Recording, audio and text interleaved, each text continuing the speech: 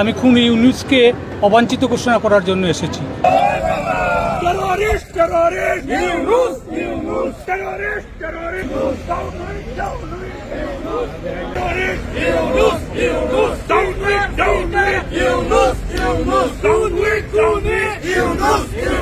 খুনিদের ঠাঁই নয় শেখ হাসিনার বাংলায়।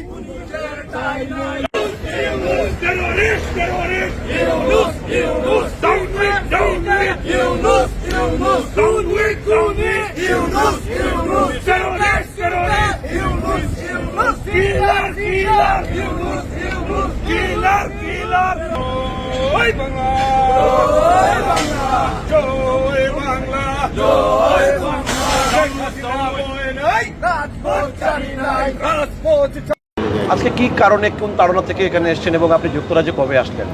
আমি যুক্তরাষ্ট্রে আসছি কিছুদিন আগে, আর আমি মনের তাড়না এখানে এসেছি। আমি খুনি ইউনূসকে অবাঞ্ছিত ঘোষণা করার জন্য এসেছি।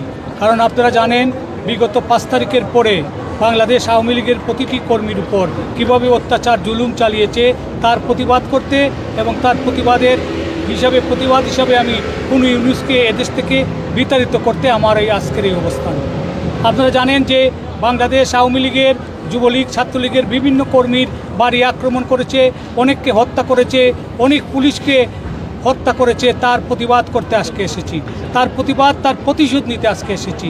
আপনারা জানেন যে বাংলাদেশের প্রতিটি নেতা কর্মীর বাড়ি আগুন দিয়ে পুড়িয়েছে, আমার বাড়িও আগুন দিয়ে পুড়িয়েছে, আমার গাড়ি তারা পুড়িয়ে দিয়েছে, এভাবে অনেকের গাড়ি পুড়িয়েছে। আমার রঞ্জিতের বাড়ি আপনারা জানেন যে 3 বার তার বাড়ি পুড়িয়ে দেওয়া হয়েছে। এভাবে অসংখ্য নেতাকর্মী যারা আওয়ামী লীগকে বিশ্বাস করে মনে প্রাণে জননেত্রী শেখ হাসিনার রাজনীতিকে ধারণ করে তাদের উপরে আক্রমণ চালিয়েছে।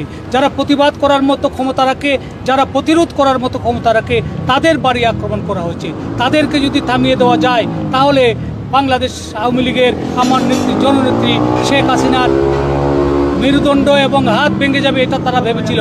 কিন্তু ইংল্যান্ড আওয়ামী লীগের যারা আছে এখানে নেতৃবৃন্দ, বিশেষ করে ফারুক ভাই সহ যারা আর এখানে উপস্থিত হয়েছেন, তাদেরকে আমি আন্তরিকভাবে অভিনন্দন এবং ধন্যবাদ জানাই। তারা যেভাবে আন্তরিকতার সহিত এই খুনি ইউনূসের বিভিন্ন প্রোগ্রামে প্রতিবাদ এবং প্রতিরোধ করেছেন, সেজন্য আমরা বিভিন্ন জেলার থেকে যারা এসেছি তারা একটা উদাহরণস্বরূপ তাদের নেতৃত্বে আমরা খুবই আশাবাদী, এবং আগামীতে এই লন্ডনের নেতৃত্বে সুন্দর একটা আশাবাদ ব্যক্ত করা যায়। কারণ ওরা থাকলে লন্ডনে বাংলাদেশ আওয়ামী লীগের বিরুদ্ধে কোনো কিছু করার মতো ক্ষমতা ওই খুনি ইউনূসের নাই, এবং খুনি ইউনূস করতে পারবে না ইনশাআল্লাহ।